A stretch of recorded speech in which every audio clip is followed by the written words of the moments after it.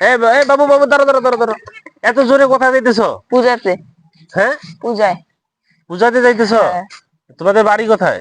বাড়ি এই যে সামনে, এই যে খলিশা বসে। ও আচ্ছা, খলিশা বসা। হ্যাঁ। তো তুমি এই যে পূজাতে যে যাচ্ছ, তো তুমি মুসলমান না? হ্যাঁ। তা তুমি মুসলমান হয়ে তুমি ওই পূজাটা কি আমাদের? না। তো আমরা যখন ঈদগাহ ময়দানে নামাজ পড়ি তখন কি আসলে ওরা কি আমাদের ময়দানে আসে? না। তাহলে আসে না। তাহলে তুমি এই যে এখন হিন্দুর পূজাতে যাবা, তো তুমি মুসলমান না? জি। তো তুমি কি রাগ করতেছো? না না না। তো আসলে আমরা মুসলমান, আমরা কোনো সময় কি হিন্দুদের পূজা যাইতে পারি? না। তো যাই হোক, তুমি এইভাবে যে পূজা দিতে যাইতেছো, তো এটা কি ঠিক তোমার কাছে? সবাই যাইতেছে, আমিও এখন যাইতেছি। ও আচ্ছা, সবাই যায়, তুমিও যাইতেছো। হ্যাঁ।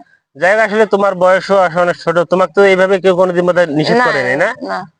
তো যাই হোক, আমরা মুসলমান, আমরা অ্যাকচুয়ালি আমরা মুসলমান হিসাবে আমরা পূজাতে যাব না, এবং তোমার সাথে আরো যারা বাচ্চা আছে তাদেরও তুমি নিষেধ করবা যে আমরা মুসলমান, এটা আমার ধর্ম না, এটা আমরা যাব না।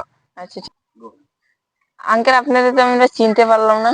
ও, আমাকে চিনতে পারো না? আমি হচ্ছে ওই যে আব্দুল্লাহকে চেনো? হ্যাঁ হ্যাঁ। ওই আব্দুল্লাহর আব্বু আছে। ও আঙ্কেল, আপনি আর আপনি আমার মাথার দৃষ্টিশক্তিটা খুলে দিলেন। আচ্ছা এরকম করে আমাকে কেউ বুঝায় নাই। আচ্ছা আচ্ছা আচ্ছা। আপনি একটা আমার বড় পাপ থেকে মুক্ত করলেন।